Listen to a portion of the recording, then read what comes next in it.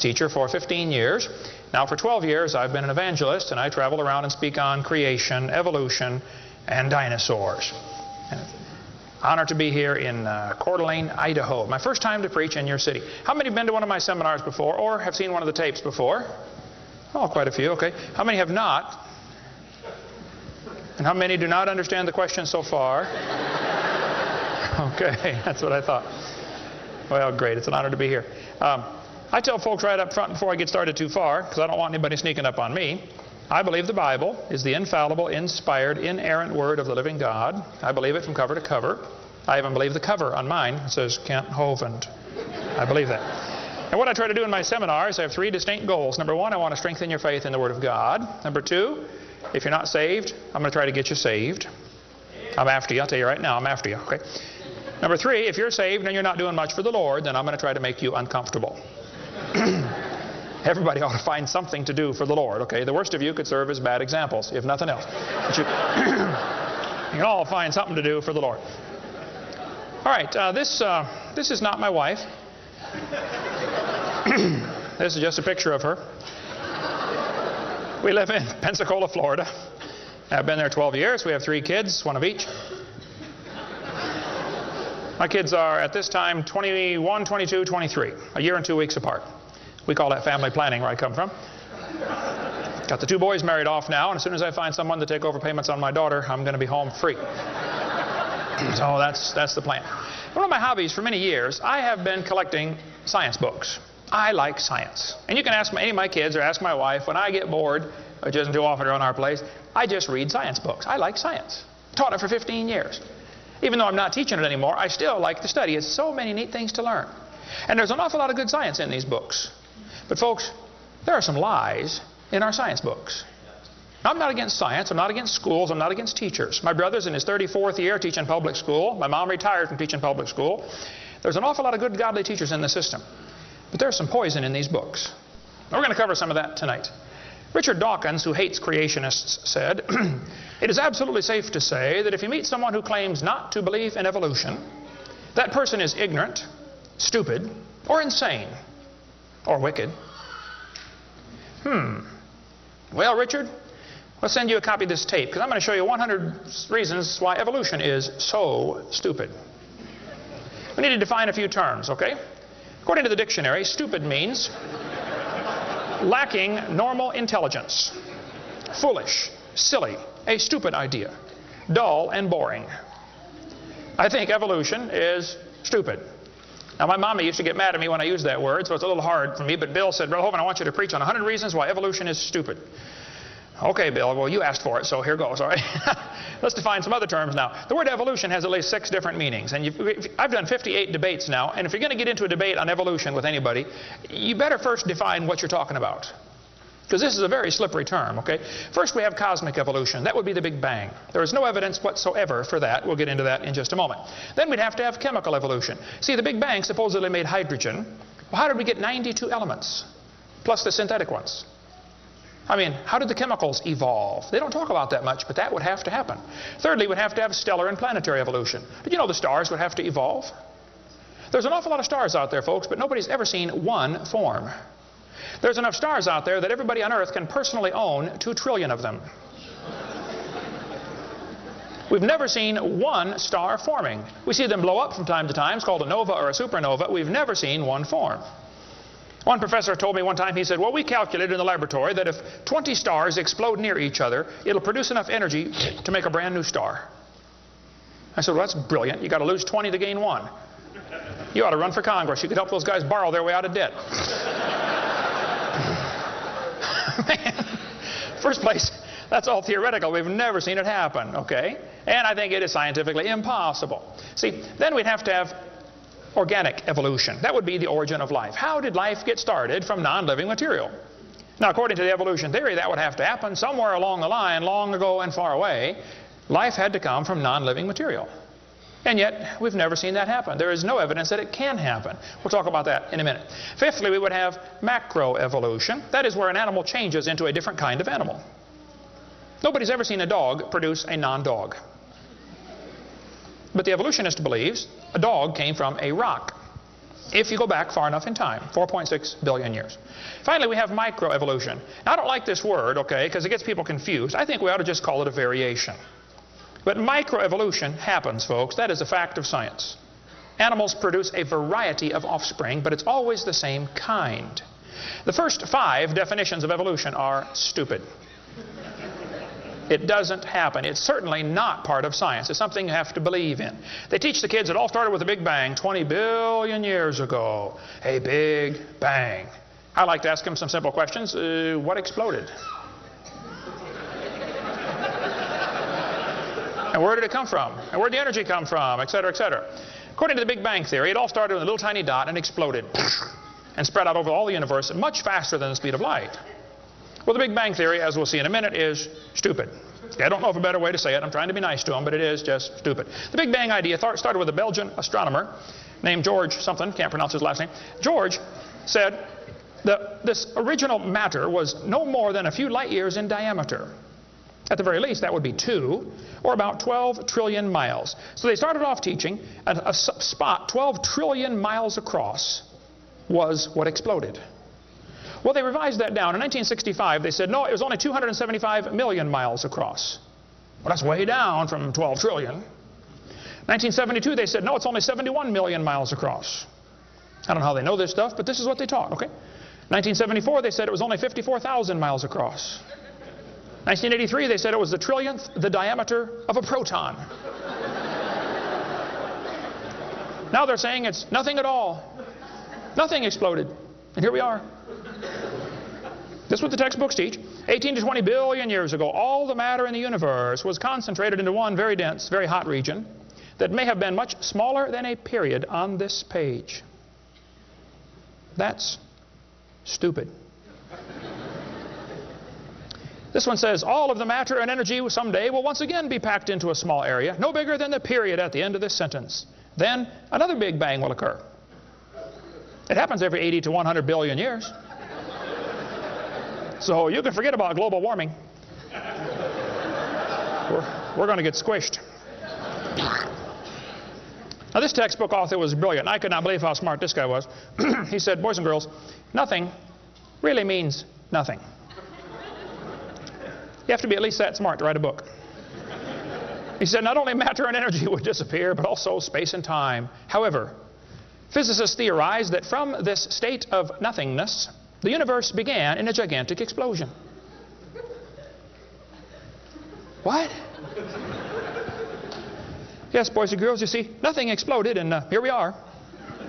Now, who can argue with logic like that?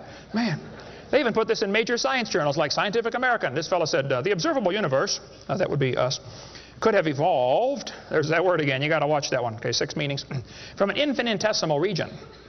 In the Greek, that means a dot. It's then tempting to go one step further and speculate that the entire universe evolved from literally nothing. They call that science and put it in a science book. I would call that stupid and put it in the garbage. This is what the books teach. I collect them. I've got hundreds and hundreds of these books from countries all over the world, clear back from 1890s up until the 2001 textbooks. They're teaching this kind of stuff, folks. This one says, all the matter in the universe was drawn into this little tiny dot, and it spun faster and faster. This is what they teach the kids. Some kids doing this for homework tonight, right? It spun faster and faster. One day, it exploded. Big bang. I was talking to a professor from Berkeley one time. I was sitting on the airplane next to a professor from Berkeley University. I don't know if you folks here in Idaho ever heard of Berkeley or not. But Berkeley is not a Bible college. So we got talking about the Big Bang, and he said he believed in the Big Bang Theory. I said, yes, sir, I figured that. You have to teach it in Berkeley. I said, tell me, sir, how did the universe get here? He said, well, 20 billion years ago, all the matter was squished in this little tiny dot, and it was spinning real fast, and it exploded. Big Bang. And pieces flew off and became the galaxies and the sun, the moon, the stars, and finally, you know, people. Here we are. I said, sir, could I ask you a couple questions, please? You know, one of my favorite things to do in life is asking questions to people who believe in evolution.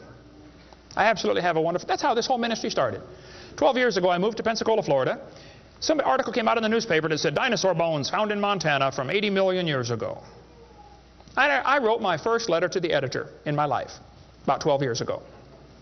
I wrote a letter to the editor. I said, yes, they found dinosaur bones, and yes, it was 40 feet long, and yes, it was found in Montana, but it was not from 80 million years ago. This one probably drowned in the flood in the days of Noah, 4,400 years ago. And you would have thought I shot the sacred cow. Actually, I did. Boy, there began to be quite a battle in the newspaper, letters to the editor flying back and forth, and finally a university called me and asked me to do a debate with one of their professors. Well, I'd never had a debate in my life except with my wife, and I lost those every time. So I was not excited about debating. But I said, well, how do you do it? What do you want? And the guy said, well, you send us 30 questions, and the other guy will send in 30 questions, and we'll discuss those questions for the debate. I said, okay. So I sent him 30 questions. I thought they were perfectly legitimate, fair questions. I said, a woodpecker's tongue goes all the way around the back of his head and comes on top of his left eyebrow, left nostril here.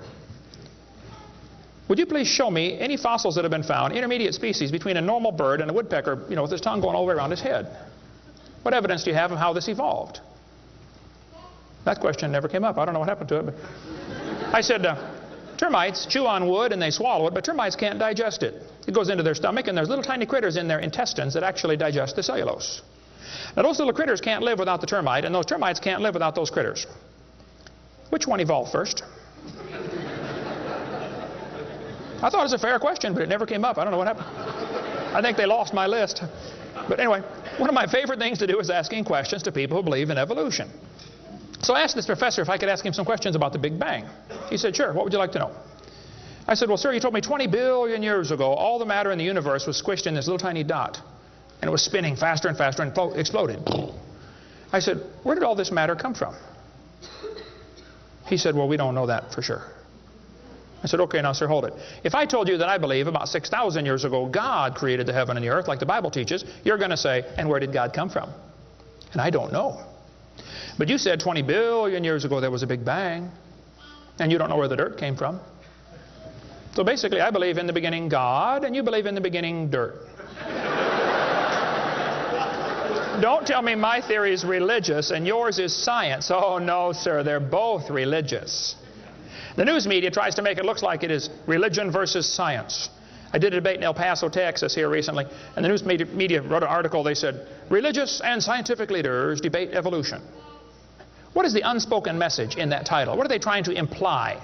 Can you catch that? They're trying to imply that evolution is part of science, aren't they? No, evolution is a religion. Actually, both creation and evolution are inherently religious. These two timelines is the same information right here. I'll be referring to that throughout the seminar here. I cover this thing all the time. The Bible teaches about 6,000 years ago God made everything. 4,400 years ago there was a big flood that destroyed everything. 2,000 years ago Jesus came. Here we are today waiting for the Lord to come back in about 5 minutes. This is the Bible view of history. On this chart, 1 inch is 150 years. That's a long time. The 20 billion year chart on the bottom is a very different scale. But see, both views, creation and evolution, are inherently religious. You have to believe in creation or believe in evolution. The difference between the two, though, is very simple. The evolution religion is tax supported. That's the difference. By the way, if I was to make that bottom chart the same scale as the top chart, the bottom chart actually needs to be 2,100 miles long. That's from Pensacola to Portland, Oregon. I don't want to carry a chart that big, so I made a new scale for the other one, okay? If they want to believe it happened long ago and far away, they're welcome to believe that, but that's not science. Evolution is a religious worldview, and I think it is stupid. So I asked the professor, where did the matter come from? He said, I don't know. I said, well, sir, would you please tell me where the laws came from? The universe is run by laws, gravity, centrifugal force, inertia. Who gave the laws? He said, we don't know that either. I said, sir, could you tell me where the energy came from? You know, it takes energy to make a big bang. Who bought the gas to run this machine anyway? He said, we don't know that either. I said, sir, could I ask you another question? He said, sure. What else would you like to know? Else? What do you mean else? You haven't told me nothing yet. I said, does Berkeley have a merry-go-round? How many of you know what a merry-go-round is? You go round and round until you puke? Okay. He said, no, we don't have a merry-go-round at Berkeley. I said, you ought to get one. You could learn some good science on a merry-go-round. If you put some fourth graders on a merry-go-round, are there any fourth graders in here tonight? Who's in fourth grade? All right, I like fourth graders. I spent the best 5 years of my life in the fourth grade. That's before they diagnosed ADD. Put some fourth graders on the merry-go-round, I like using fourth graders because they're tough and they're expendable. And we're going to get the high school football team out there to get that thing spinning clockwise as fast as it will possibly go. Now, if you have a digital watch, you may not know what clockwise means. I'll explain it later. We're going to spin the merry-go-round clockwise. The kids are going to go through 4 phases. They start off in phase 1. They're screaming at the football players. Come on, let's go. Faster, faster. Can't you go any faster? You get up around 30 miles an hour. The kids enter phase 2, where they stop screaming. They just quietly concentrate on trying to hang on for dear life. You get up around 60 miles an hour. The kids enter phase 3, where they start screaming again. But now they're screaming, stop, stop, please, slow down. Don't stop, though. Keep going faster and faster. When you get to about 100 miles an hour, you should enter phase 4. That's where the kids begin to fly off the merry-go-round. Now, when this happens, you will notice a very interesting phenomena of physics.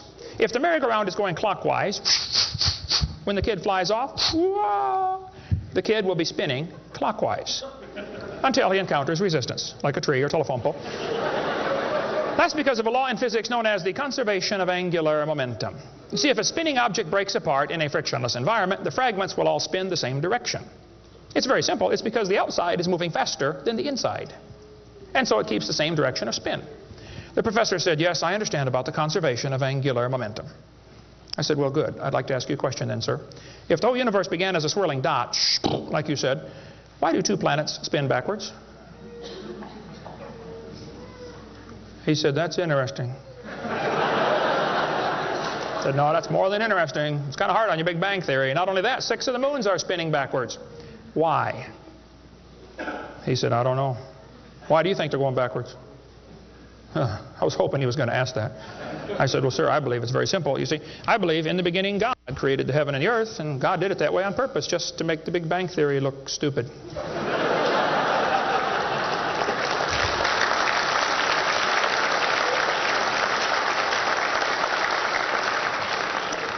I do believe in the Big Bang, folks. I really do. The Bible teaches the Big Bang. 2 Peter 3:10 says, the heavens shall pass away with a great noise. In the original Greek, that's a Big Bang. So there's going to be a Big Bang. It just didn't happen yet, that's all. So kids, if you go to school and some professor says, do you believe in the Big Bang? You should say, yes, I do, and you better get saved and get ready for it. The Big Bang is coming soon to a city near you. By the way, if the Big Bang Theory were true, the matter would be evenly distributed. But it's not. It's lumpy. They're called galaxies. And in zillions of miles and nothing called voids. And to try to salvage the dumb Big Bang Theory, they've got all these wild theories of why isn't the matter evenly distributed? They'll say, well, maybe there's black holes, or maybe there's antimatter. They got all this stuff. It's all trying to rescue this crazy Big Bang Theory. And it's a dud, folks. It didn't happen. There are zillions of stars out there. I mean, lots and lots of stars. And we haven't even seen them all. If star births, they ought to at least equal star deaths, and they don't. We see a star blow up about every 30 years. It's called a nova or a supernova. Well, then how come there are only 300 dead stars out there that we can see, supernovas? That's only a few thousand years worth, isn't it? There ought to be trillions of them, if evolution were true.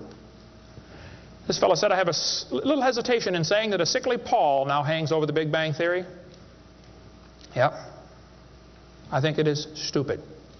Now, if you want to believe it, that's fine. I don't care what anybody believes. That doesn't bother me. But see, the problem is they want to use my tax dollars to teach that to your kids in our schools.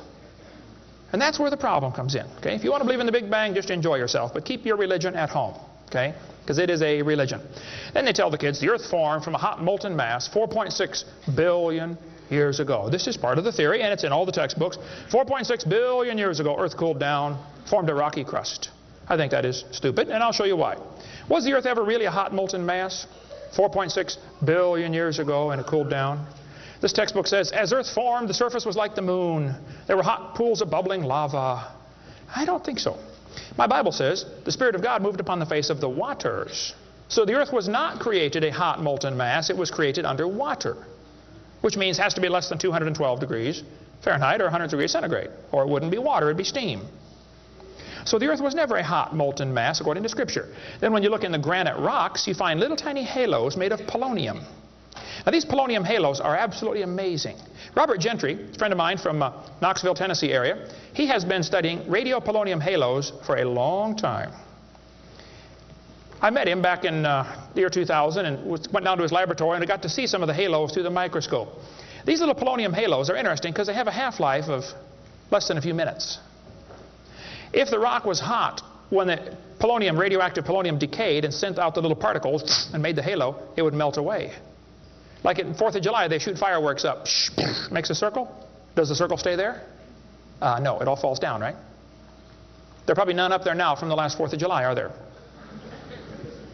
You'd have to freeze the whole atmosphere to keep that sphere in place. This polonium would have to be decaying in a rock that is already solid. So the Earth was never a hot molten mass. Get Robert Gentry's book if you want a lot more on that. But all over, the granites all over the world contain these polonium halos. So it is stupid to say the Earth was a hot molten mass. We have scientific evidence it was not. Here they tell the kids, though, the Earth was hot with large pools of bubbling lava, and that is just stupid. It can't possibly be true. Then they tell them life got started about 3 billion years ago. See, according to the theory, 20 billion years ago there was a big bang. 4.6 billion years ago the Earth cooled down, formed a hard rocky crust, and it rained on the rocks for millions of years and turned them into soup. And the soup came alive about 3 billion years ago. This is what the books teach. This fellow says, both the origin of life and the origin of major groups of animals remains unknown. How did life get started anyway? Well, this textbook tells the kids, oceans formed as it rained on the rocks for millions of years. Yes, boys and girls, millions of years of torrential rains created great oceans. And swirling in the waters of the oceans is a bubbling broth of complex chemicals. Progress from a complex chemical soup to a living organism is very slow. Well, I guess it is. It's totally stopped. Doesn't even happen. That's how slow it is.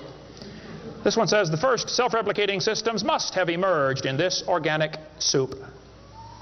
Was your great-great-great-great-great-great-great-great-great-great-great-grandpa soup?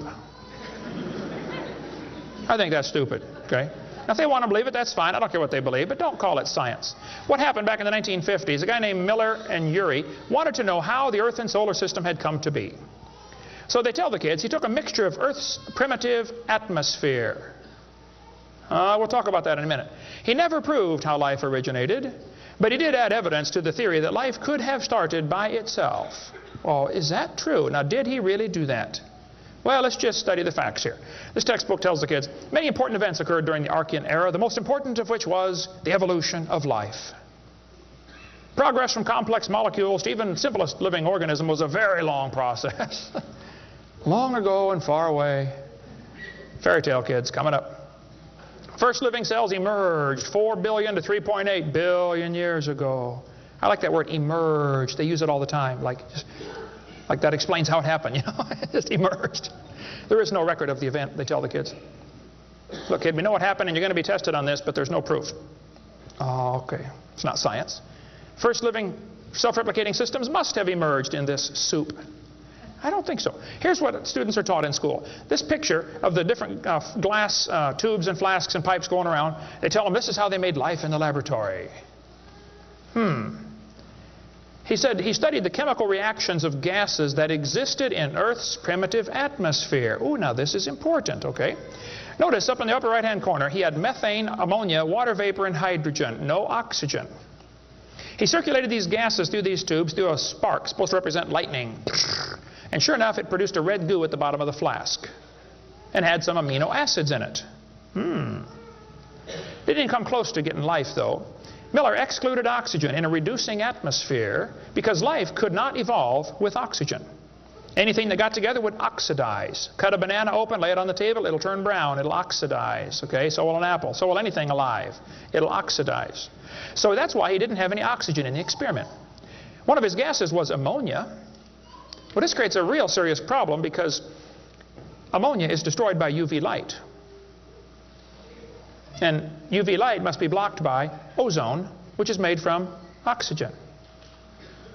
I got a problem here. This textbook says several billion years ago, Earth's atmosphere had no free oxygen. Well, that's just simply not true.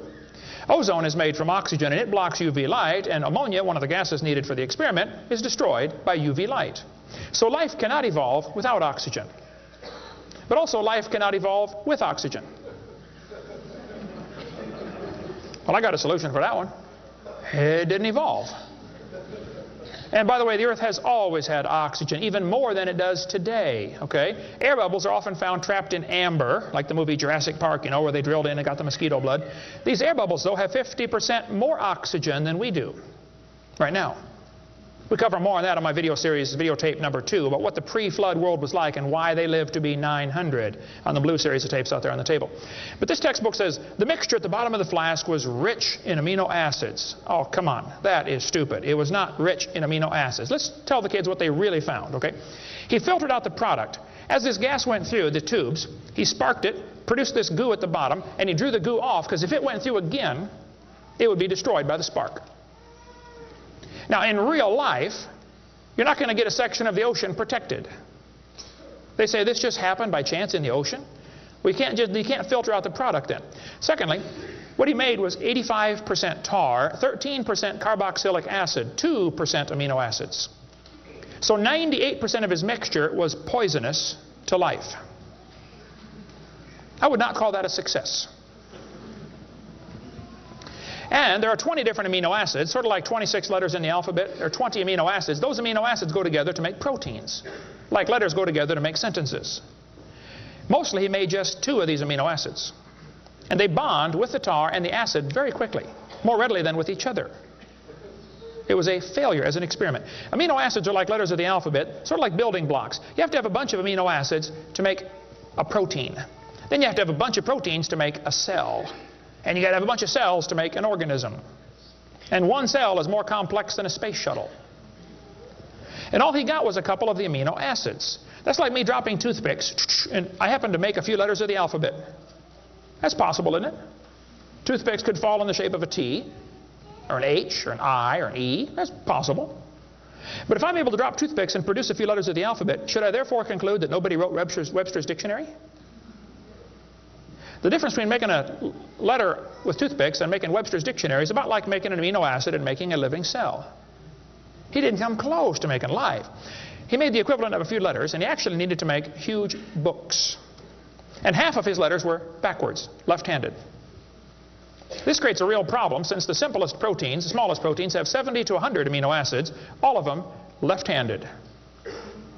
This really compounds his problem. RNA and DNA are all right-handed molecules, and they are unbelievably complex. And hundreds of these amino acids must combine to make a protein, and this has to be in a precise order. And they unbond in water much faster than they bond, and last time I checked, the oceans are completely full of water. So Brownian motion is going to drive them away from each other, not together. It just isn't going to work. He did not make life in the laboratory. But they tell the kids, he showed how life could have started by itself. Oh, that is just a stupid, okay? That's a lie. He did not show anything of the kind. And every experiment since then has made the problem worse. They're finding more and more things that just couldn't happen. Don't call that science. But they tell the kids, you know, 3 billion years ago, life appeared on Earth. Asked me to speak at this college in Boston one time. This preacher called all the colleges and universities around Boston and said, would you like to have Kent Hovind come speak at your college?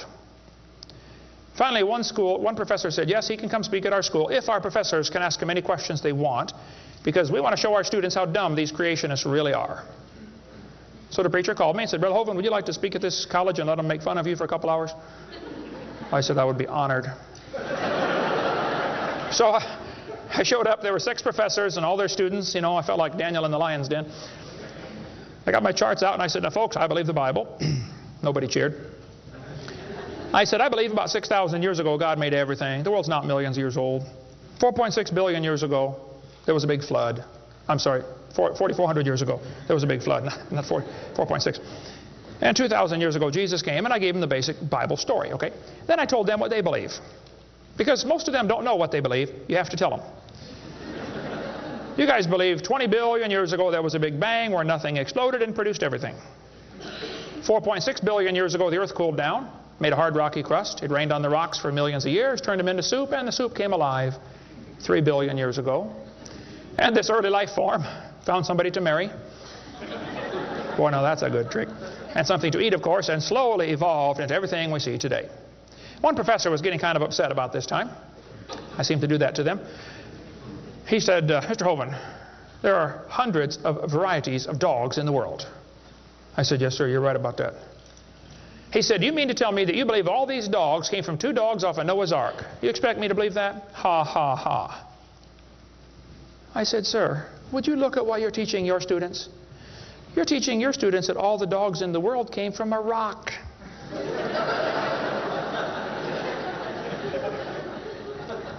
I had one woman, come to me after a debate one time. She was steaming down the aisle. Boy, she was mad. Oh, I could tell I'm in trouble now. I stood there quivering in my boots, you know. She walked up and she said, "Tonight, you said we believe we come from a rock. We do not believe that." I said, "Well, ma'am, calm down just for a minute." I said, "Do you believe in evolution?" She said, "Yes, I do. I'm a professor here at the university." I said, "Well, would you please tell me then where we came from?" She said, "We came from a macromolecule." I said, "Where did that come from?"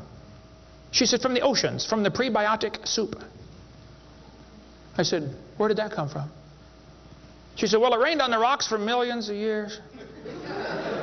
And you could see it was slowly dawning on her. I do believe I come from a rock, don't I? Yes, ma'am, you do. You ought to be proud of it. Hey, don't step on Grandpa, whatever you do. Look, that's stupid, okay? There's no kind way to say it. There's a great book dealing with some of the flaws in the Miller experiment. If you want more on that for your kids to study out there on the table, get the book Icons of Evolution. Then they tell the kids that these plants and animals, not only did life evolve from non-living material, then this life had to learn to reproduce itself. Why would any organism want to reproduce more of its own kind when that's only going to increase competition for the food supply? Why didn't they instead evolve the ability to live forever and be happy? Huh? You ever think about that? I was in a debate one time, and we had question and answer time at the end. The student stood up and he said to the evolutionist, he said, "Sir, how did male and female evolve?" The professor got up and he said, "Well, that is a giant mother may I step in the evolution story." A mother may I step? This is science. Wow. Well, so according to them, you know, for the next few billion years or hundreds of millions of years, you know, life learned to produce something other than its own kind. Of course, today everything only produces its own kind, but they say long ago and far away, they were able to do something different. Textbooks will say we started like a bacteria and slowly evolved to a human. I think that's stupid. But if you want to believe that, that's perfectly fine. Those trees of life that they put in the textbooks for your kids are a bunch of nonsense. And even evolutionists will admit that. Stephen Jay Gould, the Marxist professor at Harvard University, he says that evolutionary trees that adorn our textbooks are not the evidence of fossils. It's only inference. We infer, we imply, we hope it happened this way. This textbook says, all the many forms of life on Earth today are descended from a common ancestor. What? You mean the birds and the bananas have a common ancestor? Isn't that what he says? Found in a population of primitive unicellular organisms. Well, in the first place, there's no such thing as a primitive unicellular organism, okay? One single cell is more complex than a space shuttle. There's no such thing as a primitive single-celled organism. We talk about that on video number 4 of our series. But he says, all the forms of life are descended from a common ancestor found in a population of primitive unicellular organisms. What were those first cells like? How do we know? What events led up to their formation? No traces of those events remain. Did you catch that? Hey kid, we know what happened, but there's no proof. Primitive, huh? This one says the humans, mammals, birds, crocodiles all had a common ancestor. Well, anything inside that circle is religious speculation. It is stupid. Reptiles produce reptiles, dogs produce dogs, people produce people, and there's never been an exception to that. Darwin said, though, if my theory be true, here's his book right here. You can look on page 211. He said, if my theory be true, numberless intermediate varieties must assuredly have existed. Boy, you're right about that, Charlie. I mean, to change from a rock to a dog would take a few changes. David Robb, who believes in evolution very strongly, says, in the years after Darwin, his advocates hoped to find predictable progressions. In general, these have not been found, yet the optimism has died hard, and some pure fantasy has crept into textbooks. Oh, you're kidding. Fantasy in our textbooks? Oh, yep. They tell the kids they have evidence of evolution from fossils. I don't think so. That is stupid, okay? If you find a fossil in the dirt, all you know is it died. You don't know that it had any kids, do you? And you sure don't know that it had different kids. I mean, think about it. You're in a court of law. You bring in a bone to the judge. Judge, I found this bone in the dirt. This is the ancestor of all the humans today. They would laugh at you. You don't know that that's the ancestor of anybody, do you? And why on earth would you think a bone in the dirt can do something animals today cannot do? Animals today can only produce the same kind, right? Dogs produce dogs, folks. Luther Sunderland asked all the major evolutionists, he said, where is the evidence for evolution? They all said, well, somebody else has it. We don't have it over here. So he wrote a letter to Colin Patterson. He's the director of the British Museum of Natural History. They've got the largest fossil collection in the world. He said, Mr. Patterson, I read your book on evolution. I noticed you didn't show us the missing links. Why didn't you show us the missing links? Patterson wrote back and said, I fully agree with your comments on the lack of evolutionary transitions in my book. If I knew of any, fossil or living, I would certainly have included them.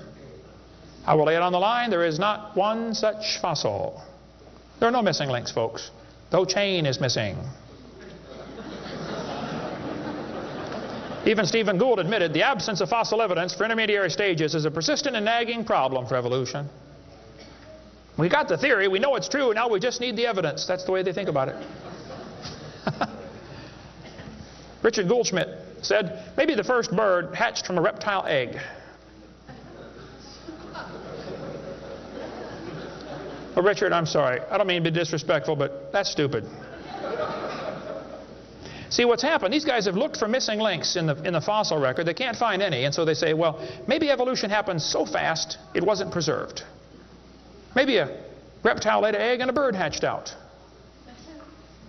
Well, who did that bird marry?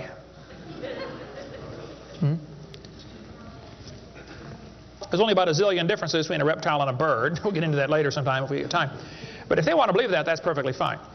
Here's what happened. Charlie Darwin graduated from Bible college to be a preacher in the Anglican Church in 1830. He couldn't get a job, so his dad pulled a few strings and got him a job on board HMS Beagle. He's going to sail around the world and collect bugs.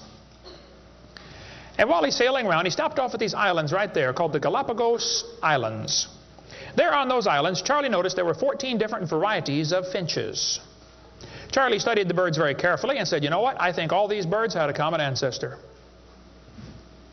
I bet you're right, Charlie. It was a bird.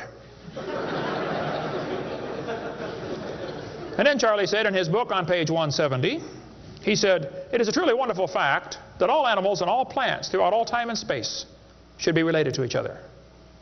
Now, hold on a minute. You see 14 kinds of birds, and you conclude that birds and bananas are related. That's stupid. You should conclude that those 14 kinds of birds had a common ancestor, but that's as far as it ever goes, folks, okay? I don't know of a kind way to say it, Charlie, but that's stupid.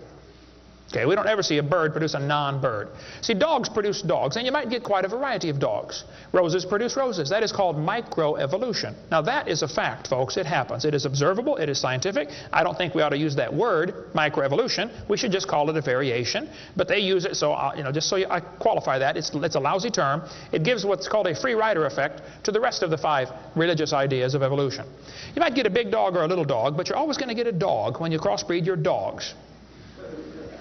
And I would go so far as to say probably the dog, the wolf, and the coyote had a common ancestor. This Irish textbook shows different dogs, and it calls it divergent evolution. Oh, come on. Giving it a fancy name doesn't change a thing. It is still a dog. And a 3-year-old can tell you. Anybody in here 5 years old? Who's 5 years old? 5 years old. What's your name? Misty. Here we have a dog, a wolf, a coyote, and a banana. Which one is not like the others? Dog, wolf, coyote, and banana. Banana. All right, let's give Misty a hand. Very good. The other ones. Some of these college professors can't tell. Look, there's a variety of dogs, folks, and they probably had a common ancestor. It was a dog. Okay? It's just a dog. See, variations happen within the dog kind. You get a big dog or a little dog, but there are limits to these variations. Haven't the farmers been trying to breed for bigger pigs for a long time? They try to get the biggest pig they can, don't they? Do you think they'll ever get a pig as big as Texas? I bet there's a limit in there somewhere, isn't there? Roaches become resistant to pesticides after a while. Do you think they'll ever become resistant to a sledgehammer? I bet there's a limit. Yeah. Okay. They still produce the same kind of plant or animal. That's not evolution. That's just a variation of the same kind. Okay. And the information for that variety was already present in the gene pool. No new information is ever added. The dogs or the pigs don't learn to fly or become pink. Okay. There's no new information added, just scrambled information. And the gene pool of the new variety is now more limited than before. Somebody spent years crossbreeding dogs to develop a Chihuahua.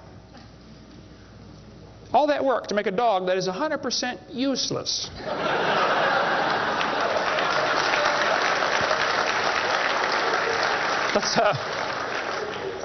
Let's turn all the Chihuahuas in the world loose back into the woods. How long would they last? They'd run up to the wolf. Yep, yep, yep, yep, yep. Crunch. Go ahead, make my day. A useless dog. Genetic information was lost when you got your variation. It wasn't added. You might have selected a certain slice of the gene pool with small dog, quick characteristics, but you didn't add anything. You selected something from the population. I come from Illinois, corn country. There are so many kinds of corn up there, they have to number them. You'll be driving down the highway. You'll see BX65, don't mix it up with XL29, something will blow up. But I'll tell you what, folks, you can crossbreed your corn from now till the cows come home, and you always get corn. You will never get a hamster or a tomato or a whale to grow on that corn stalk, okay? It won't happen. There's a variety of cows, and they probably had a common ancestor. It was a cow. Variety of horses, no question. Probably the zebra and the horse had a common ancestor. But the kids are going to be taught in school tomorrow in your town that the horse used to have 4 toes. Well, there's some things they don't tell the kids about this Eohippus to Equus series, which has been proven wrong 50 years ago, but still is in your textbooks right here in this town.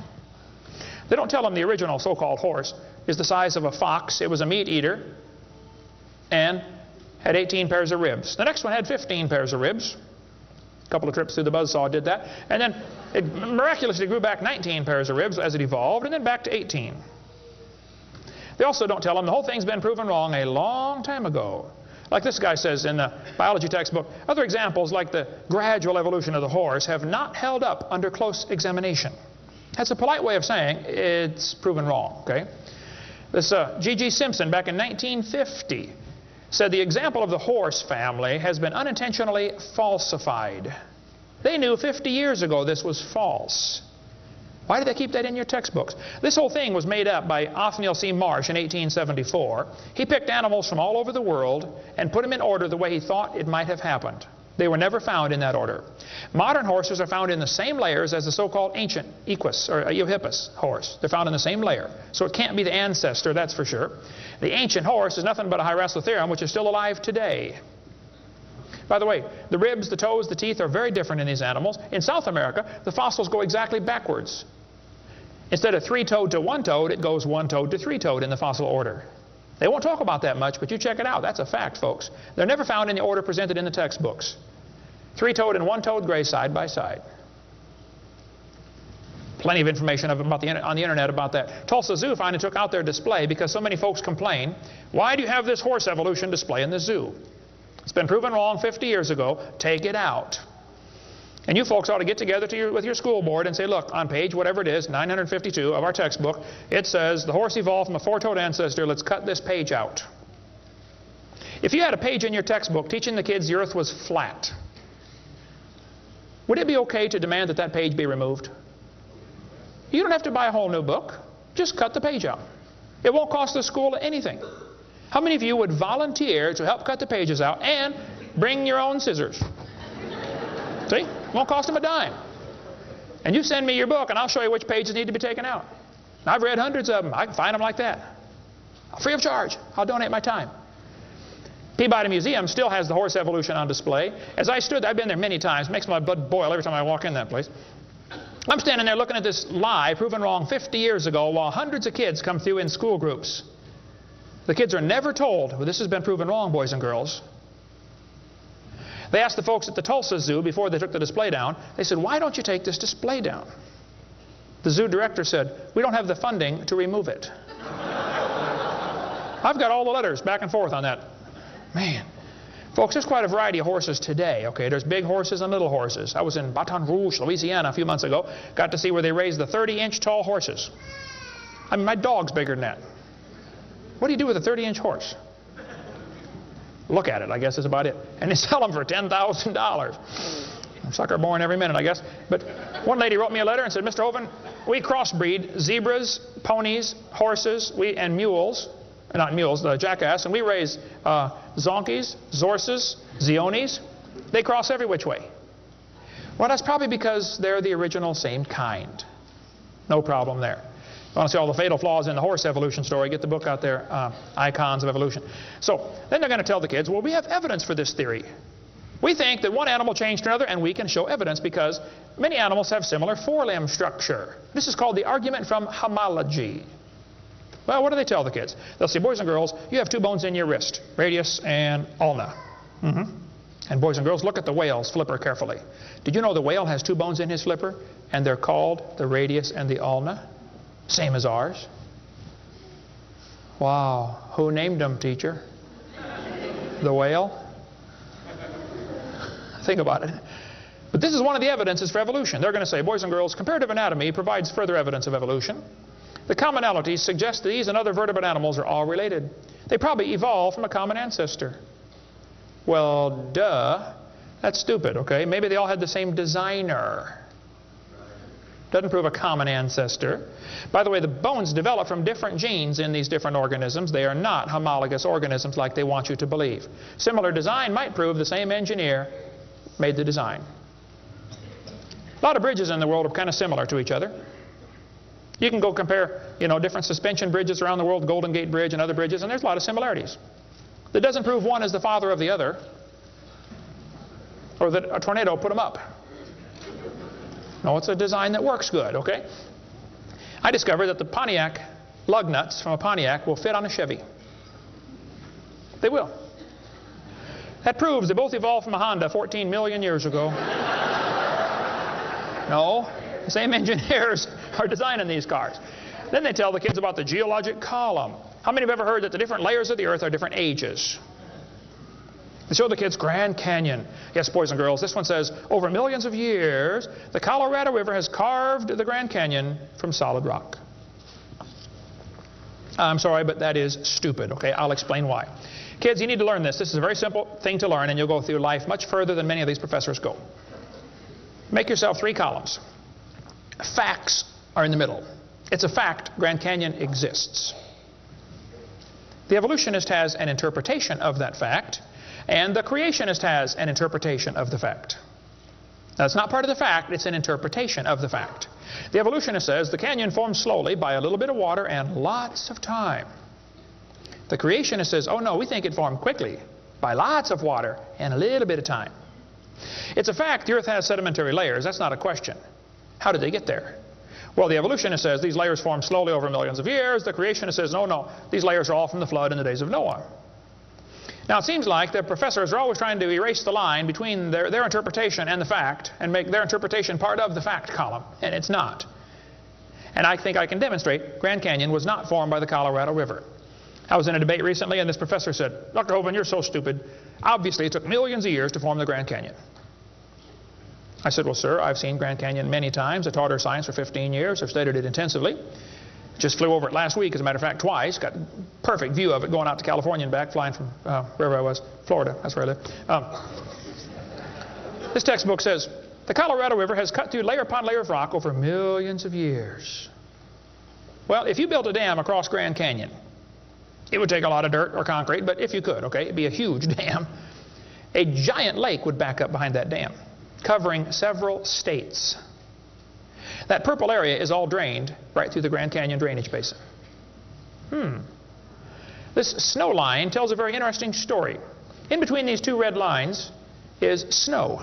This is a picture from a satellite showing about 150 or 200 miles of the canyon area. Real wide shot. The river enters the canyon at the far right. The river is 2,800 feet above sea level. As it goes down through the canyon, the ground is rising up. It's called the Kaibab uplift, okay? The uplift is 7,000 or 8,000 feet above sea level. Interesting. The river flows downhill. All rivers flow downhill. So as the river enters the canyon and flows downhill from there, when it gets to the 1,800-foot elevation mark, the top of the canyon is 7,000 or 8,000 feet above sea level, so it's over a 1-mile drop. Very impressive. Hole in the ground. But some points to ponder. I said to the professor, I said, "Sir, did you know the top is higher than the bottom?" He said, "Yeah." I said, "Did you know the river only runs through the bottom?" He said, "Yeah." I said, "Sir, the top is higher than where the river enters the canyon by 4,000 feet. Rivers don't flow uphill. There's no delta. Where's all the mud that washed out? There's no way that river made that canyon. Grand Canyon is a breached dam, a spillway that washed out. There was a lake probably for some length of time after the flood and got too full and all that water went roaring through there. Probably carved that canyon out in a couple of weeks. Not millions of years. Absolutely impossible for that river to have made that canyon. We cover lots more on that on videotape number 6 of our series. But they tell the kids, the Colorado River made this canyon slowly over millions of years. I'm sorry, that is stupid. That can't possibly be true. They need to learn the facts. Charlie Lyell, back in 1830, he was a lawyer from Scotland. Somebody calculated one time that if all the lawyers in the world were laid end to end around the equator, we would all be better off. Charlie Lyell hated the Bible. In 1830, he wrote this book right here. Oh, I got it down on the table. I picked up the wrong one. Principles of Geology. Here it is on this table. Charlie Lyell wrote this book, 1830. In this book, he mocked at scriptures. He hated the Bible. You can see it mocking all through they're here. In here, he and other fellows back in that time, Cuvier, Strata Smith, and some of these guys, they invented the geologic column. How many have ever heard of the geologic column before? They say each of the layers is a different age. You know, Cenozoic, Mesozoic, Paleozoic, Archeozoic, all them Zoic boys. And they gave each layer of rock a name, like maybe you saw the movie Jurassic Park, and an age, and an index fossil. This was done in 1830, way before there ever was a carbon dating or potassium argon dating or lead-208, lead-206, uranium-235, uranium-238. Didn't exist, folks. The dating technique didn't exist. They just made up these numbers out of the clear blue sky. The geologic column is the Bible for the evolutionist. It can only be found one place in the world, the textbooks. There is no geologic column, and they know it. This fellow says, if there were a column of sediments, unfortunately, no such column exists. The geologic column is a hoax. It does not exist. It is stupid. Those layers cannot be different ages. If the geologic column were all in one place, it would be 100 miles thick. Didn't happen. By the way, if the geologic column were true, if you look at the side of Grand Canyon and see all these thousands of layers, why are there no erosion marks between the layers?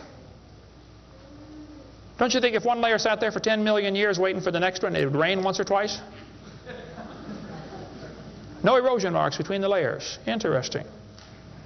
Oh, something to consider anyway. Those layers were all deposited very rapidly, and I think we can demonstrate that scientifically. If you take a jar of dirt, put some water in it and shake it up, and set it down, it'll settle into layers for you automatically. It just takes a few minutes. It's called hydrologic sorting. The gravels go to the bottom, and then the sands and the silts and the clays. It'll sort just like that, folks. Go home and do it with a jar. You'll see what I'm talking about. Years ago, I was preaching in Union Center, South Dakota. Union Center is right there. It's not even on the map. There are 40 people in the whole town. 38 of them came to church. I don't know where the other 2 were. But they showed up later, I guess. But the preacher said, "Hey, Brother Hovind, let's go down to Rapid City, South Dakota. They've got a museum down there with a bunch of dinosaur bones." I said, "All right, I like dinosaurs. Let's go." So we all drove down to the museum. The guide met us at the door. He said, "Would you like me to give you a tour?" We said, "That would be great, sir." The first place we stopped on the tour was the geologic time scale, the big chart. They got it behind glass so the kids can't touch it. You know, this is holy, sacred. And the guide said, "Now, boys and girls, this layer of rock right here is about 70 million years old." My daughter was 12 at the time. She raised her hand. She said, "Mister, how do you know that layer is 70 million years old?" He said, "Well, honey, we tell the age of the layers by what kind of fossils we find in them. They're called index fossils." Oh, she said, "Thank you, sir." We walked around the other side of the dinosaur, and we're standing over here, and the guide said, now folks, these bones you're looking at are about 100 million years old. My daughter raised her hand again. She said, mister, how do you know those bones are 100 million years old? He said, honey, that's a good question. We tell the age of the bones by which layer they come from. She said, excuse me, sir, but when we were standing over there, you told me you knew the age of the layers by the bones, and now you're telling me you know the age of the bones by the layers. She said, isn't that circular reasoning? I thought, wow, a chip off the old block. That guide had the strangest look on his face. It was almost as if he were thinking.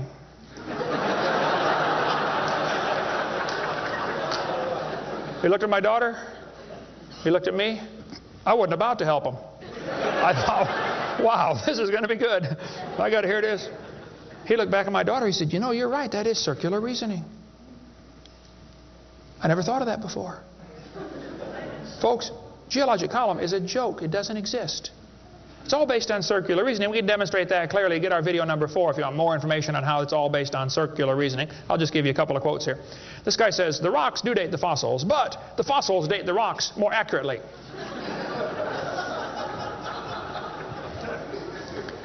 Stratigraphy cannot avoid this kind of reasoning if it insists on using only temporal concepts because circularity is inherent. You have to use circular reasoning to get it right. Well, that's stupid. And you don't need to be too bright to figure out that's stupid, okay? This geologic column contains limestone scattered all throughout the geologic column. I like to ask him the question, I say, fellows, you have limestone scattered all through this column. How do you know the age? I mean, it's all limestone. I mean, if I handed you a piece of limestone, how would you know if it's 100 million year old Jurassic limestone or 600 million year old Cambrian limestone? I mean, how would you tell the difference? There's only one way they can tell, by the index fossils. That's how it's done, folks. That is stupid. Because those fossils don't count for anything, as we'll see in a minute. They tell the kids each of these layers is a different age. 100 million, 200 million, 300 million, real impressive, huge numbers. Now, Charlie Darwin did not like round numbers. He wanted to be more precise. He said the Wealdian deposits are 306,662,400 years old. Now, okay, Charlie, I think that's stupid. Those layers are not different ages, folks. All over the world we find petrified trees standing up, running through multiple rock layers. Now, if you get a petrified tree standing up, running through different rock layers, I don't think it's smart to say those layers are vastly different ages. Petrified trees in the vertical position, they find them all over the world. Okay, here's one from Alabama. Come out of a seam of coal through 20 feet of rock into another seam of coal. They found about 3 dozen of them, I think, in that one little coal mine, one little area, while they're digging the coal out. Petrified trees standing up. Cookeville, Tennessee, they found a bunch of them. This one's 30 feet tall, standing up. Joggins, Nova Scotia is famous for their petrified trees standing up in the vertical position. All over the area there, folks. Those trees did not get slowly covered by the sediments over millions of years. They would rot and fall down. Sometimes the petrified trees are upside down, running through many rock layers. Scientists estimate at the bottom of Spirit Lake in Mount St. Helens there are now 20,000 trees that were blown out by the volcano. Thousands of them are standing up in the bottom of the lake, already buried 15 feet deep in mud. None of them grew there. Those trees are going to petrify. Only takes a few years to petrify a piece of wood. In the laboratory, it can be done in 24 hours. We cover lots more on how fast things can petrify in videotape number 6 of our series. But they dug up a guy, they buried this doctor in Tennessee. 14 years later, his wife died. When they went to dig the grave, water soaked into her grave. And they said, oh, we can't bury Grandma there. So they dug a hole on the other side. Water soaked in. So they dug a hole and buried Grandma somewhere else. And then the kids got worried about Grandpa, and so they went and dug up his grave. The arms had rotted off, but the rest of the body had petrified in 14 years, turned to stone from water running through the coffin. I got tons of material on how fast things can petrify. Those layers are not different ages. They all formed in one big flood in the days of Noah. To tell the kids the layers are different ages is stupid. That just simply is not true. So what about carbon dating and potassium argon dating and rubidium strontium dating and lead 208, lead 206, uranium 235, uranium 238?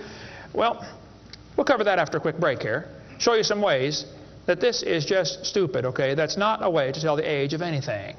We're going to give you some more evidence that evolution is stupid. Now, if you want to believe in it, that's perfectly fine. I don't care what you believe in. But the devil is laughing at you for believing in that. He has you fooled, and he is laughing at you. Okay? If you want to believe you came from a rock, well, you just enjoy yourself. But that's not science. God made this world. God loves you. God has a plan for your life. And if you don't want it, well, that's your business. But God loves you, and He wants you to come to heaven. And if you'd like to find out how to go to heaven, come see me. I'll be glad to show you. I'm going. It's not because I'm good. If I get what I deserve, I'm in serious trouble. But I've been forgiven by the blood of Jesus Christ. You can have the same thing.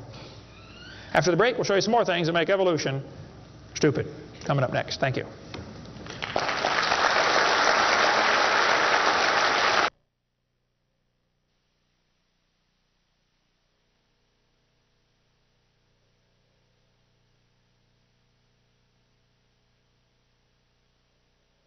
In the early 1950s, actually the late 1940s, they invented carbon dating.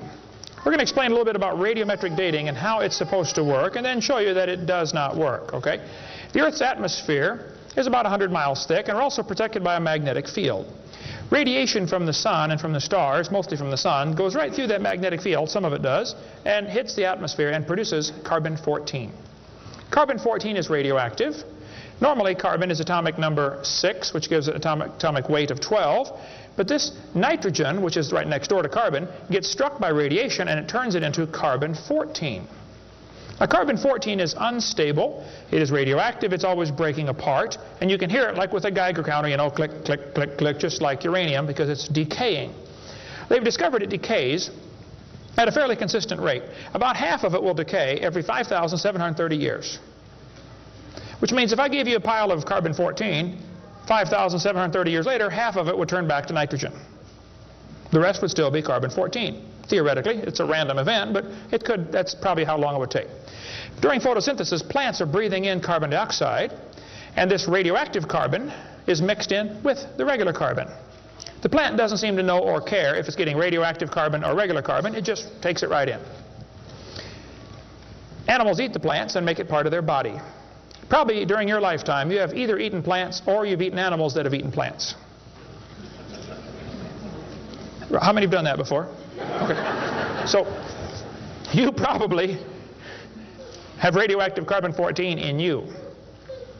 Now, theoretically, what you have in you should match whatever's in the atmosphere, about the same percentage. Because the plants are always breathing this stuff in, and the animals are always eating the plants, and we're always eating the plants and the animals, so it should pretty much stay in balance. It is assumed the ratio of radioactive carbon-14 to normal C12 in the atmosphere would be the same found in living plants and animals. That is an assumption, but it's a reasonable assumption. The atmosphere today is 0.0000765%. Not much. That's how much carbon-14 it has in it. When the plant or animal dies, it stops eating or breathing. How many knew that already? Okay. So whatever it had in it begins to decay. Since half of it will leave in 5,730 years, all you got to do is check to see how much C14 is in it, how much C14 is in the atmosphere, and if it's only got half as much, it's been dead for 5,730 years. Sounds great, but doesn't work. In theory, it never goes to zero, but it goes from a half to a fourth to an eighth to a 16th to a 32nd to not much. Okay? After 4 or 5 half-lives, you can't measure it. So if anybody ever tells you, we know the Earth is millions of years old because of carbon dating, you can rest assured they don't have a clue what they're talking about. Because if it worked, it would only work for 30 or 40 or 50,000 years maximum. They compare the amount of C14 in the object being dated with the amount currently in the atmosphere and estimate how long the object has been dead. It sounds good, but there are some assumptions that mess everything up. Okay? Assumption number 1, has the amount of C14 in the atmosphere always been the same? Has it reached equilibrium? This is an interesting problem. If I told you to fill a barrel with water, but I drilled holes on the other side of the barrel, while you're filling it, it's leaking out. At some point, it's going to be leaking at the same speed you're filling, and that point is called equilibrium. You will never fill the barrel past that point unless you plug the holes or fill faster. See, it's filling and leaking at the same time, sort of like your checkbook. You know, you put it in and it leaks out, okay? Hopefully you want to at least be at equilibrium, okay? If less than that, you're going to be in trouble eventually. See, if your outgo exceeds your income, your upkeep will be your downfall every time. Well, they say if you took a brand new planet Earth and stuck it out in the solar system, the sun would start producing carbon-14. It would start decaying also right away, and it would take about 30,000 years to reach this equilibrium point. Well, Willard Libby and others who invented carbon-14, University of Chicago in 1947 to 53, he got a Nobel Prize for it in there somewhere. He said, well, it would take 30,000 years to reach equilibrium. He said, well, we know the Earth is millions of years old. Mistake number one. So we can ignore the equilibrium problem. Mistake number two. The Earth's atmosphere has still not reached equilibrium. There's more C14 now than there was 10 years ago, which proves the Earth is less than 30,000 years old, which I could have told them just from reading my Bible. See, if an animal is still alive, be it plant or animal, okay, it should have about 16 clicks per minute on your Geiger counter per gram if it's 0 years old. Actually, 0 years dead. If it's getting only 8 clicks per minute, then it's 5,730 years old. If it's giving you 4 clicks per minute, it's gone through 2 half-lives. It's 11,000 years old. If it's 2 clicks per minute, it's 17,000 years old. This is how they date it. So if you're getting 2.5 clicks per minute, you just find the point on your graph and draw the line over and determine the age. Sounds real simple, but it doesn't work. If we had walked into a room and found a candle burning on the table, and I asked you the question, when was it lit? You say, I don't know, Mr. Hovind, it's burning when I got here. Okay, well then let's do some empirical science. Empirical science is things we can test and measure and observe and test. Not theoretical, I mean empirical. We can measure it and weigh it. Let's measure the height of the candle. Suppose the candle is 7 inches tall. Who can tell me when it was lit? Okay, nobody. Let's do some more empirical science. Let's measure the rate of burn. Suppose we determine it's burning 1 inch an hour. When was it lit?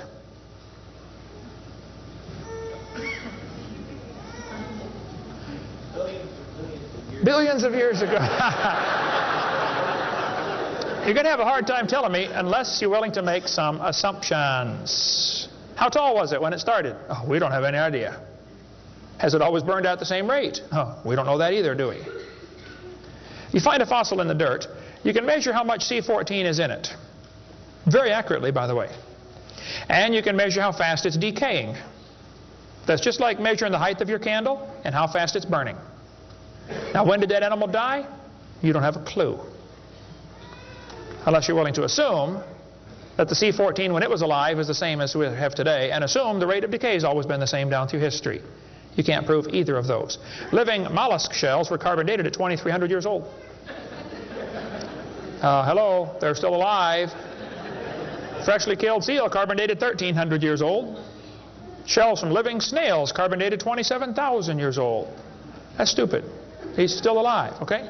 I know snails are slow, but 27,000 years, he'd be dead, okay? One part of a mammoth is 29,000 years old, another part's 44,000.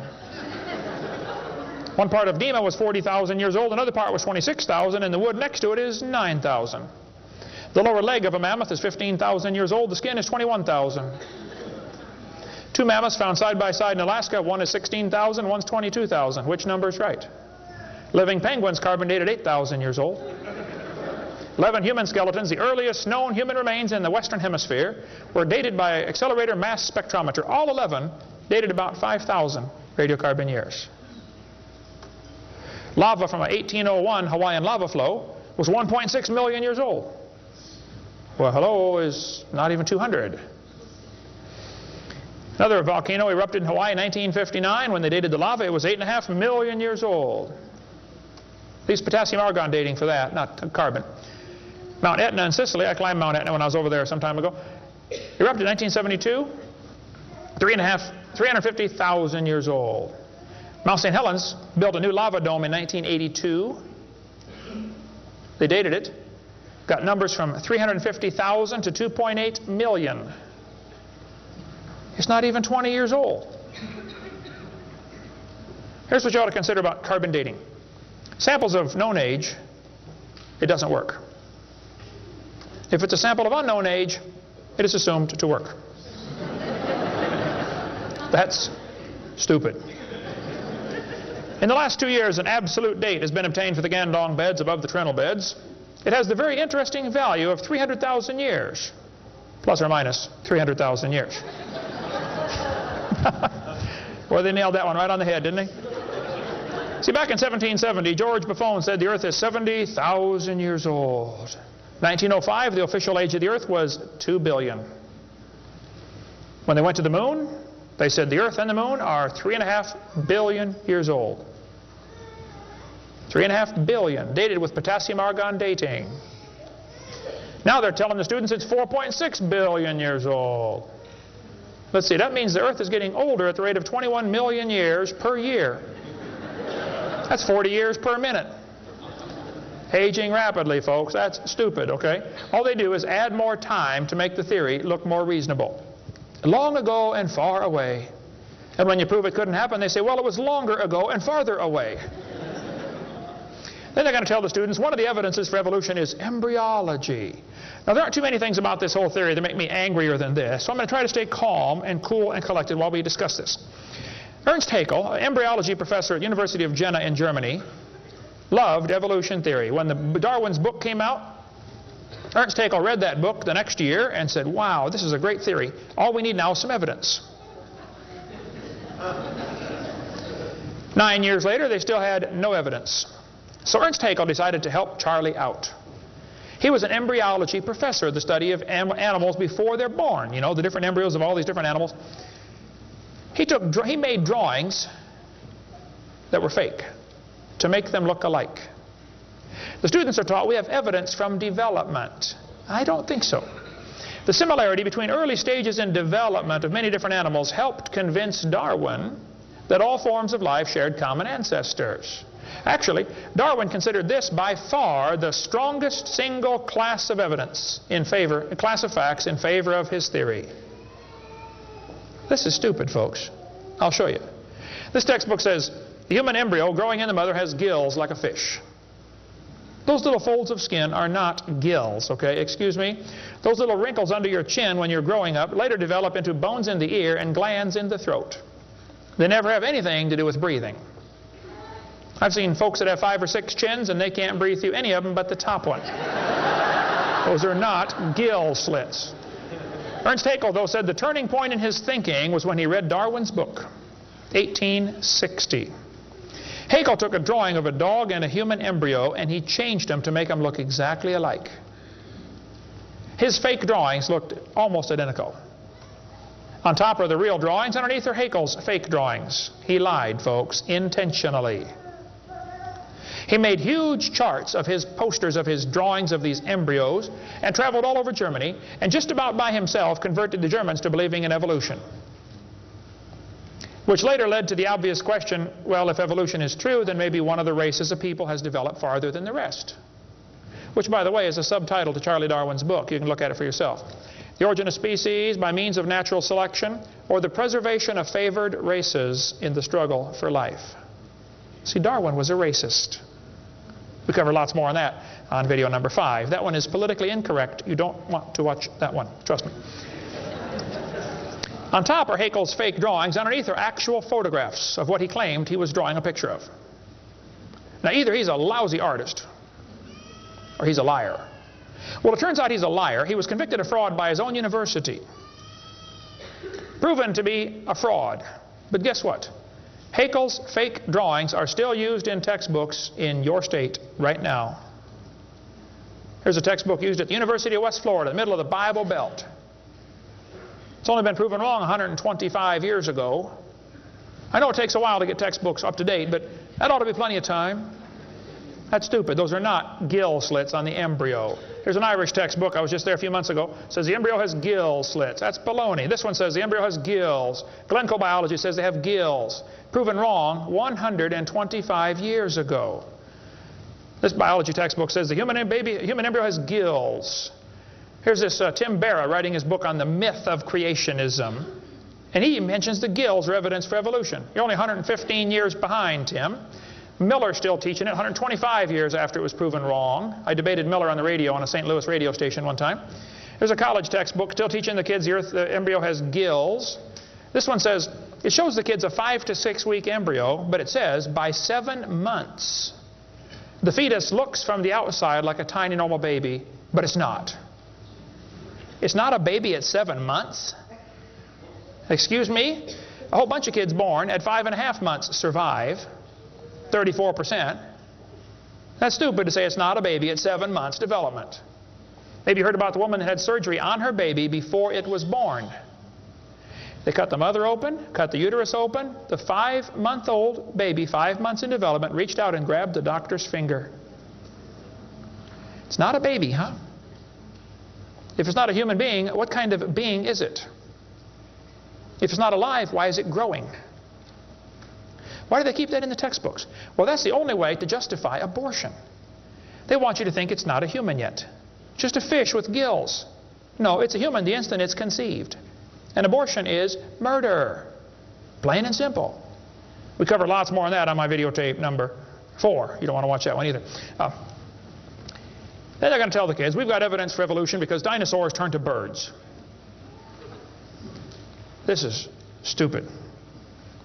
This guy says, dinosaurs are alive as birds. Well, kids, in case you don't know, there are a few differences between a dinosaur and a bird. You don't just put a few feathers on them and say, come on, man, give it a try. It won't hurt too bad. That's stupid, okay? Dinosaurs did not turn to birds, okay? Somewhere along the line, while his front legs are developing into wings, they're going to be half leg, half wing, which means he can't run and he can't fly yet. He's going to have a hard time, isn't he? No, dinosaurs did not turn into birds. That is stupid, okay? They say, we've got proof that they did. Archaeopteryx, which means ancient wing. That's supposed to be evidence for evolution. It's in just about every textbook I've seen dealing with this topic. Archaeopteryx is supposed to be evidence. Here's a 1999 textbook. Now, Archaeopteryx was proven to be a fraud in 1986. So this author is 13 years behind the time. Archaeopteryx means ancient wing. They're going to say, see, boys and girls, he's got claws on his wings. Yeah, so? 12 birds today have claws on their wings. The ostrich does, the Watson does, Turako does, ibis does. So what? It's kind of unusual, but 12 birds have it. They're going to say, well, he's got teeth in his beak. That proves he's got a reptilian feature. Well, now, wait a minute. Some reptiles have teeth, some don't. Some mammals have teeth, some don't. Some fish have teeth, some don't. Some of you have teeth, some don't. Okay? That doesn't prove a thing, all right? Alan Fiducia is considered one of the world's experts on birds. He believes in evolution. University of Chapel Hill, North Carolina, Chapel Hill. He said, paleontologists have tried to turn Archaeopteryx into an earthbound feathered dinosaur, but it's not. It's a bird, a perching bird, and no amount of paleo-babble is going to change that. It's a bird. By the way, even by their twisted thinking, birds are found in layers lower than Archaeopteryx. If you find fully formed birds in rock that you think is 130 million years old, then Archaeopteryx at 65 million years old cannot be a missing link, can it? Because birds were already here. Even with their dumb geologic column, it doesn't work. We cover lots more on that on video 4. They say bird feathers evolved from scales. Well, that's stupid. In the first place, they come from different genes on the chromosome, okay? Developed totally different. A scale is a hard wrinkle in the skin. They attach to the skin very differently. Feathers are incredibly complex, folks. Unbelievably complicated. They're both made from the same protein, keratin, and that's where the similarity stops. So what? Battleships and forks are both made of iron. Doesn't prove they both evolved from a tin can. Proves the engineer's using the same material for different functions. And God used keratin for fingernails and hair and scales and feathers.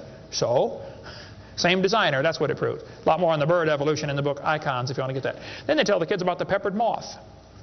Yes, boys and girls, somebody in England went around and counted the moths on the trees. Must have been a government project. They discovered it's 95% light moths and 5% black. Well, so the story goes, they burned coal in the factories, the trees turned black, and the moths changed to black moths. Because when they counted them again, they said they found 95% black and 5% light. Actually, the whole story is a lie. It never happened. After 40 years of watching, they found 2 moths on the trees. 2 total out of 40 years.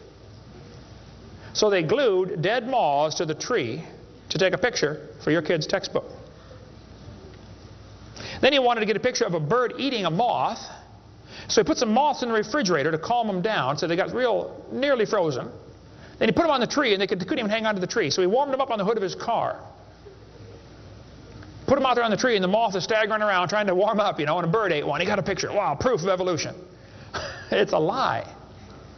Didn't happen. Even if it were true, dark moths and light moths were there at the beginning, and dark moths and light moths were there at the end. The ratio of population might have shifted, but the story wasn't true. So, doesn't prove anything. That's stupid. That's not evidence for evolution.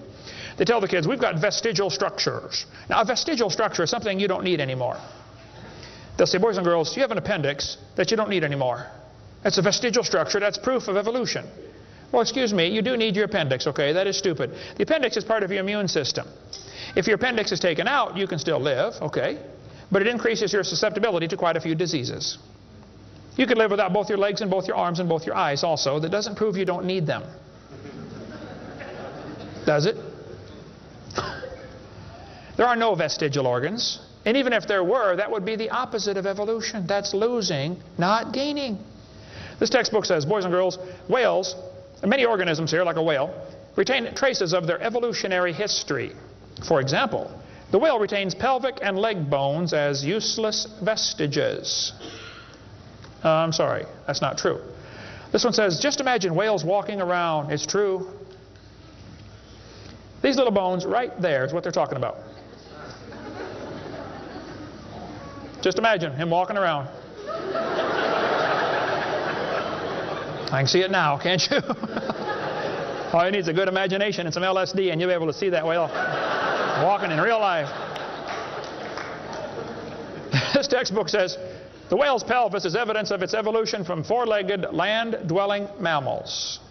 Well, that is stupid, okay? Those bones in the whale's abdomen are essential to hold muscles that support the reproductive system. Without those bones and those special muscles, the whales cannot reproduce. This has nothing to do with walking on land. It has to do with getting more baby whales.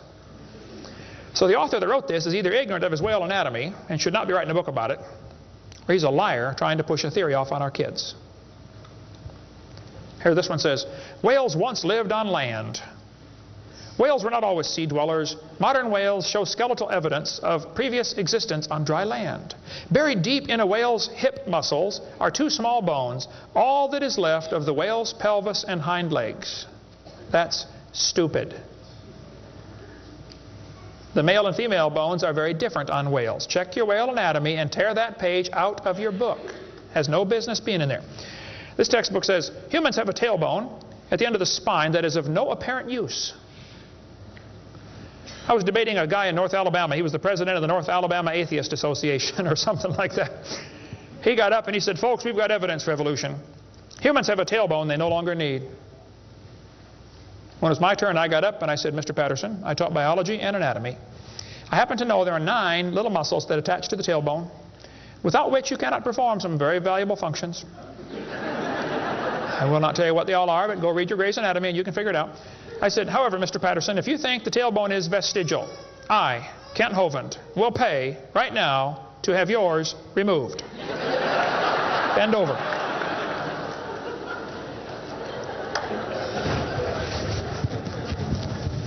That is stupid, folks. The tailbone is not vestigial. This one says, the coccyx, that's the tailbone, the small bone at the end of the human vertebral column, has no present function and is thought to be the remainder of bones that once occupied the long tail of a tree-living ancestor. I was taught when I went to school, man used to have a tail, but he lost it because he didn't need it. I thought, didn't need it? Have you ever thought how handy a tail would be? Have you ever come to the door with 2 sacks of groceries? Wouldn't that be nice, man, be able to grab that door and walk right around and get in? Lost it because we didn't need it. Man, you could drive the car and tune the radio knob and hold a Coke at the same time. We're going to tell the kids that lobe-finned fish show evolution. Yes, boys and girls, during the Devonian period, 410 million years ago, there were fish with lobe fins. What that means is a short arm and then the fin grows. Well, that's stupid, okay? The lobe-finned fish are still alive. They're called the coelacanth. And when they found the first coelacanth in 1938, first people didn't believe it. They said it can't be true because they died millions of years ago. When they finally proved, yes, they're still here, all they said was, wow, they survived for millions of years.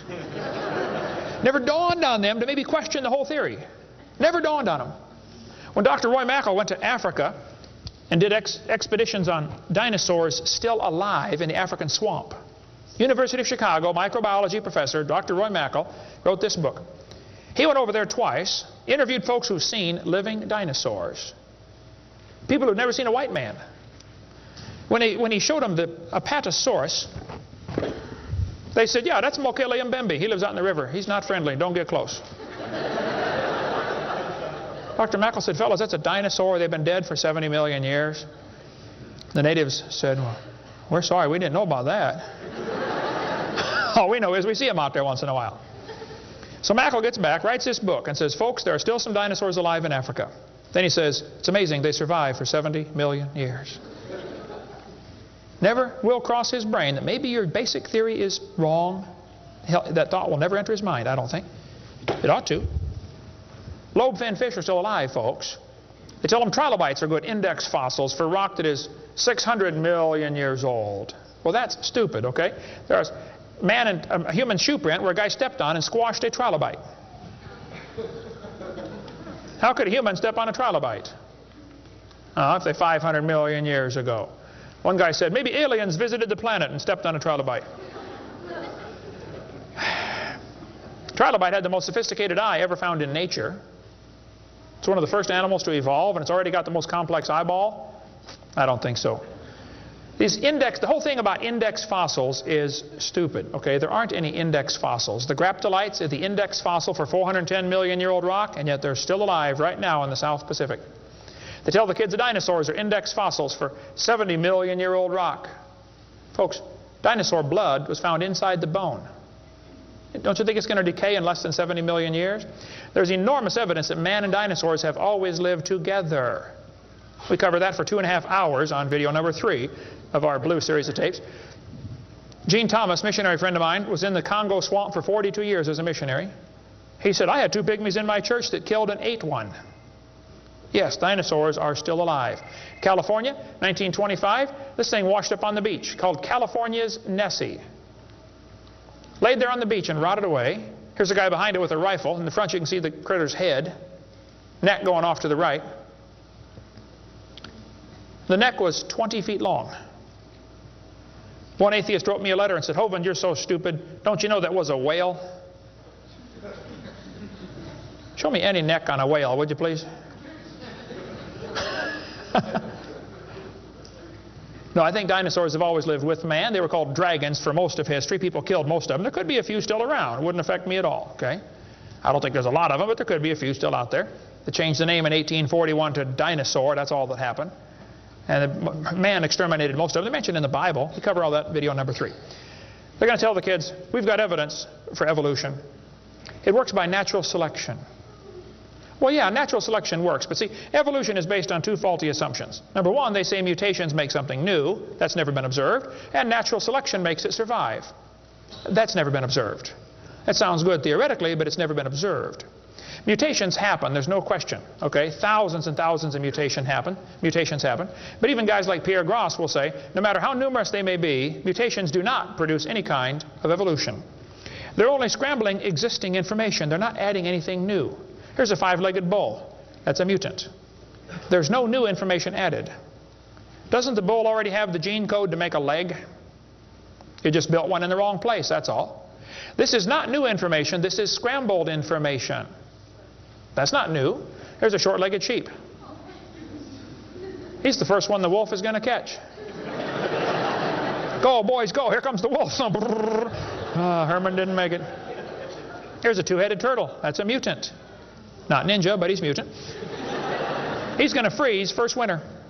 Nobody makes a double-neck turtleneck sweater. I've never seen one. I've been looking. See, a mutation is scrambling information that already exists. It's like you can take the letters from the word Christmas and get all sorts of different words, scrambling them up. But you never get Xerox, zebra, or queen. The letters aren't available. And a mutation does not give you new information. It scrambles existing information. This textbook shows the kids a 4-wing fly. Look what it says now, kids. You've got to be careful. You'll be tricked on this one. Normal fruit flies have 2 wings. This mutant has 4. This rare mutation, like most mutations, is harmful. Look what it says. Beneficial mutations are the raw material for natural selection. Oh, why didn't they show us one? Why did they show us an example of a bad mutation and tell us that good ones is how it works? Show me a good one. You know why nobody's ever shown a good mutation? Because nobody's ever seen a good mutation. One professor I was debating said, I know a good mutation. He said, people in Africa that get sickle cell anemia cannot get malaria. Wow, that's like saying if you cut off your legs, you can't get athlete's foot. Yeah, you're probably right, but that's not a beneficial mutation. They tell them evolution and natural selection go together. He says, this textbook says natural selection causes evolution. That's stupid, okay? Natural selection doesn't cause any evolution. Natural selection is a conservative process that keeps the species strong. That's all it does. That's all it can do. It has no creative properties. Natural selection, nature can only select what there is to select from. If I said, I'm going to go around the world, I'm going to try to raise a race of people that are over 12 feet tall. So everybody under 12 feet tall, we're going to kill them. Year after year, we kill everybody under 12 feet tall. Well, there's nobody to select from, is there? Natural selection can only select what there is to select from. It's a conservative process. If you worked in a factory that produced cars and your job was to check for defects, you know, kick the tires, slam the doors, etc., drive it around, and you caught every single mistake and you rejected it, how long would it take that process to change the car to an airplane? You say it'll never change it. That's my point. Natural selection is like a quality control. It makes sure the bad ones don't survive, but it's not going to change it to something else. Survival of the fittest does not explain arrival of the fittest. And by the way, survival of the fittest is what is called a tautology. Kids, there's a big word. You can learn this. You can use this one on your brother. A tautology is a sentence that means nothing. You can say, oh, you're speaking in tautologies. I'll show you how it works. You say, Professor, why did it survive? I say, oh, because it's the fittest. You know, survival of the fittest. Oh, how do you know it's the fittest? Because it survived. I see. Is that the way it works? That's exactly the way it works. That's stupid, folks, okay? Actually, it's not survival of the fittest. If a whale goes through a school of fish and eats 80% of them, it's survival of the luckiest. I mean, if a snake crawls into a bird's nest and eats 3 out of 4 eggs, does the snake select the weakest of the birds to eat? There's still an egg, man. He's going to eat them all. Okay? Then they do the thing with the fruit flies for the kids. They'll say, boys and girls, we raised flies in the laboratory, and we nuked them and microwaved them and x-rayed them, and we got these flies to have mutated babies. We got flies with curled wings. They fly around, bzz, bzz, bzz, bzz, couldn't go anywhere. They got flies with no wings. What do you call that? A crawl. You can't fly. They raised all these mutated flies in the laboratory and said, you know what, folks? Every fly we got was worse off than Grandpa Fly. Yeah, so? So they tell the kids, you see, this proves that flies have evolved as far as they can go. No, this proves you're messing up with perfectly good flies, okay? God made them right and you're messing them up. Now leave them alone, all right? This guy says, we've got proof for evolution because flies in the north have wings 4% larger than flies in the south. That's proof we all came from a rock. That's stupid, I'm sorry. Then they tell the kids, boys and girls, today you're going to learn to think critically. Watch this sentence here carefully. Some kids doing this for homework tonight. Boys and girls, do you think humans are still evolving? Now what kind of question is that? That's one of those questions like, have you stopped beating your wife yet? Well, if I say yes, I'm admitting I did. If I say no, I'm still doing it. Wow. Right? Go back and look at the original question. Do you think humans are still evolving? Doesn't that question assume that evolution has happened? What if a kid doesn't believe in evolution? How's he supposed to do his homework tonight? That question does not teach him how to think critically. That teaches him what to think, not how to think. That's a Soviet-style indoctrination type question, and the textbooks are full of them. They're not learning how to think. And when the kid gets done with this course, he's going to think he knows how to think. But he doesn't. He knows how to be told what to think. Brainwashing at taxpayer expense. Quite a few lies in the textbooks covered in this one. We got a lot more in video number 4. Adolf Hitler said, "You let me control the textbooks, I'll control the state." What is in these books anyway? There's a lot of good science in there, but there's some poison. Professor Wilson at Harvard University said, "As were many persons from Alabama, I was a born-again Christian. When I was 15, I entered the Southern Baptist Church with great fervor and interest in the fundamentalist religion. I left at 17 when I got to the University of Alabama and heard about evolution theory. 1 year of college destroyed his faith." Philip Wentworth said, "When I went to Harvard in the fall of 24, I was not only a Christian, I was a candidate for the ministry. Then for 4 years I underwent a process of mental readjustment which shook my little world to its foundations. Through it all, one thing was clear to me. If I could reconcile religion with intelligence, I knew that I could go on into my chosen career fortified by the experience. If I could not, every consideration of honor would compel me to make other plans. In the end, I gave up the ministry." Scott wrote me a letter and said, "Dr. Hovind, until I went to college, my faith in God was sound. My college history class helped destroy that faith. I started to doubt the Bible and God's Word. I even started to doubt Jesus was truly God's Son and that He died and rose for my sins. My best friend showed me your tapes, and I was in awe of what I saw. Everything I thought I knew about life was changed."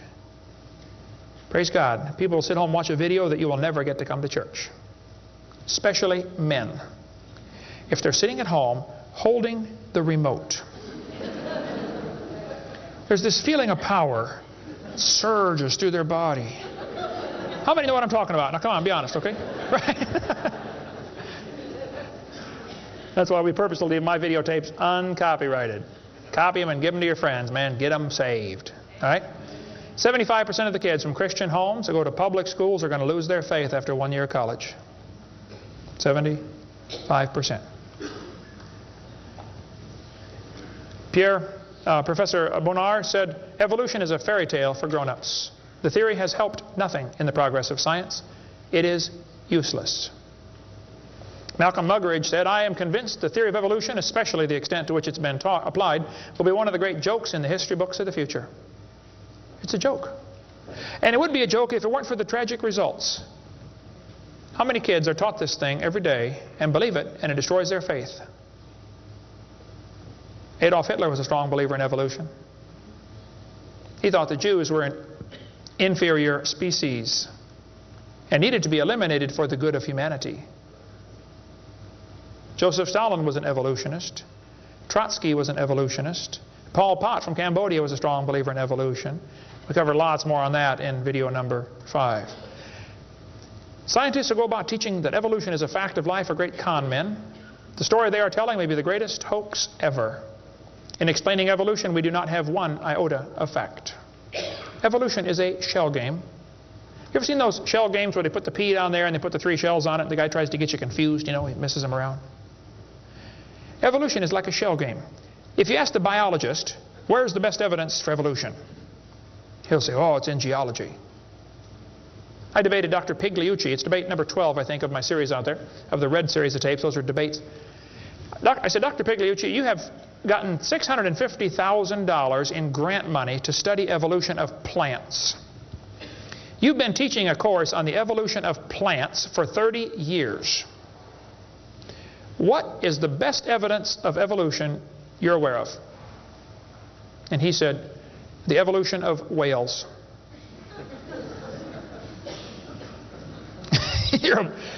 You're a botanist telling me the evolution of whales is your best evidence? It's always this way, folks. The geologist thinks the anthropologist has the evidence. The anthropologist says, oh no, we don't have it. The biologist has it. It's a shell game. The only problem is there's no pea under any of them. Nobody has the evidence. It's a joke. Sir Arthur Keith was selected to write the foreword to Darwin's book when it was republished in 1959 because he was a strong believer in evolution. Arthur Keith said, "Evolution is unproved and unprovable. We believe it because the only alternative is special creation. And that is unthinkable." I mean, you're not even allowed to think that maybe there's a creator? The only alternative. He's right, by the way. The Russian atheist astronomer came to America and spoke at one of the universities, and he started off his speech, he said, "Folks, either there is a God or there isn't." I thought, boy, this guy's brilliant. He nailed that point right on the head. I got to give him credit for that one. And then he said, "Both possibilities are frightening." I thought, wow, that's a good statement. You see, if there is a God, we better find out who He is and find out what He wants and do what He says. If there is no God, we're in trouble. We're hurtling through space around the sun right now at 66,000 miles an hour, and nobody's in charge. That's a scary thought. It's real simple. The Bible says, in the beginning, God created the heaven and the earth. The Christian view of history is very simple. God made the world in 6 days just like He said He did. And that explains all the symbiosis relationships. How can certain animals and certain plants require each other? Which one evolved first? There are zillions of symbiosis relationships that can't be explained by evolution. The pre-flood world was very different. The people lived to be 900 years old. We cover that on video number 2, why they lived to be 900. You can check out my website and see them right there, drdino.com. During this time when people lived to be 900, reptiles grew to be huge. See, reptiles, even today, never stop growing. Reptiles grow all their life. So if a reptile lives to be 900 years old, he's going to get real big. Dinosaurs were big lizards that lived with Adam and Eve. And then Noah took dinosaurs on the ark. People say, dinosaurs on the ark, they're kind of big, aren't they? Well, the big ones were big, but the little ones were little. And Noah was 600 years old when he built that boat. I bet he was smart enough to figure out, you don't have to bring the biggest ones you can find. Bring 2 babies. Just be sure to get a pink one and a blue one. That'll be important later. After the flood was over, people killed most of the dragons, as they were called. That's why there's legends of dragons all through history. Plus the climate killed a lot of them. People don't live to be 900 anymore. We cover all that on video number 2. And there might be a few still around. Christians don't need to worry about dinosaurs. They're part of the normal creation. They're mentioned in the Bible. It's all there, folks. We just got to get a good biblical view of history. God created this world. See, it's real simple. Let's summarize here. God made the world. It didn't evolve. Evolution is stupid. There are hundreds of more reasons we can give. We're going to run out of time, though. But if God made the world, He owns it. That means He makes the rules, like the 10 Commandments. We are guilty of breaking His rules. I'll show you. Rule number 9, commandment number 9, thou shalt not bear false witness. That means don't lie. How many of you have ever lied before? Come on, you don't do another one. Put your hand up. Don't give me that pious look. Come on. Number 8, don't steal. How many ever stole something? You already told me you're a liar. Now come on. You don't have to read very far to realize we're guilty, which means we're going to be punished. Or find a substitute. See, I can't substitute for your sins because I got a whole bunch of my own. But Jesus Christ is not only willing, He's able. He wants to take your place. He wants to pay for your sins. It's real simple. February 9th, 1969. My friend said, Kent, you're a sinner. I said, well, you can say that again. He said, you deserve to go to hell. But Jesus died for you. He wants you to save you. He wants to save you. If you'll ask Him, He'll save you right now. And I bowed my head and said, Lord, I'm a sinner and I deserve to go to hell, but would you please forgive me and save me? And I've got God's promise I'm going to heaven. Hey, if you died today, where would you go? You ought to think about it because you will be dead for a long time. Doesn't matter how long you live, you're going to be dead longer than that. You know George Washington died 200 years ago, and he's still dead. How much longer does he have to go? You're going to be dead for a long time. All you get in this life is a little bitty dash between two dates. Just a little, and it's gone. What are you going to do with your dash? Let me give a suggestion to you. Give the whole thing to Jesus. Say, Lord, you may have it, the whole thing. One time a little boy saw Jesus preach, and he had a little sack lunch, 5 biscuits and 2 fish sticks. I said, here, Jesus, you can have the whole thing. Jesus said, thank you, son. Everybody sit down, please. 5,000 men, plus women, plus children. We can assume probably 20,000 people. Jesus started breaking those fish sticks and bread up and making fish sandwiches and started passing them out to the disciples. And everybody sat down in the grass and they passed them out and passed them out and passed them out and passed them out. When they got all done, everybody was stuffed. You want another fish sandwich? Oh, no, I can't. No, man, I'm stuffed.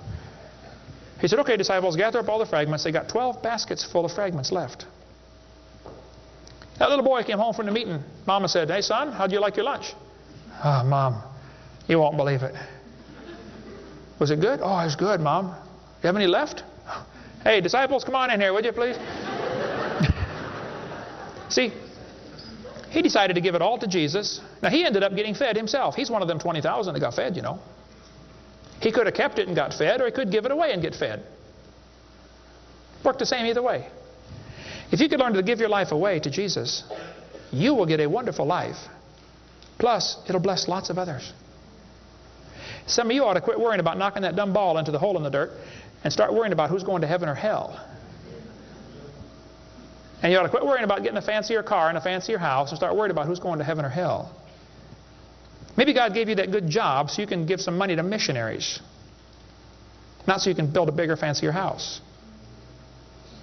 You know what we need in this country? We need a Christian Barney.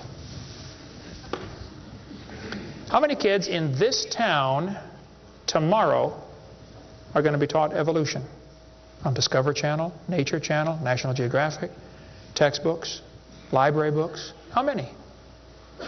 Thousands of them. And they're going to use dinosaurs, aren't they? Little 4-year-old kids get a book. Hey, boys and girls, dinosaurs lived millions of years ago. Isn't that what they say? Why don't one of you get yourself a purple costume? Get all the neighborhood kids together. Hey, boys and girls. We're going to sing now. God loves you, God loves me. He wants you in His family. If you'll ask Him now, He'll come into your heart, and of His family you'll be part. Shouldn't they learn that instead? Folks, somebody's got to reach these young kids. You ought to get some videos or something. My material's not copyrighted. You can use mine any way you want. Hey, what on earth are you doing, for heaven's sake? What are you doing for the Lord? I saw this tombstone the other day at a cemetery. Wayne Strickland, atheist. Hasn't died yet. He said, I'm a busy man, don't have time for this. I'm sorry, Wayne. You're going to have lots of time here coming up soon. Claims to be an atheist. Interesting. The Bible says the fool has said in his heart there is no God. Did you know God doesn't believe in atheists? Think about that one. Where would you go if you died? Now, if you're not sure you're going to heaven, you ought to give your heart to the Lord and get saved. If you are saved, you ought to find something to do for the Lord. If you want to get any of my video materials, they're not copyrighted. You can get a 15-hour seminar on creation, which lots of material on stuff, creation, evolution, dinosaurs. Get some of the debates or the red tapes or the miscellaneous topical series. We want to strengthen your faith in the Word of God. If you're here tonight and you're not saved, or if you're watching this video and you're not saved, give me a call. I'll be glad to help you meet the Lord. Our website is drdino.com. Phone number in Pensacola, Florida, 850-479-DINO. We like dinosaurs around there. If you come through Pensacola, stop and visit Dinosaur Adventureland. If you get a chance to go on the cruise, we'd love to have you come on the cruise, and we'll talk more about dinosaurs and creation and evolution. Thank you so much for joining us tonight.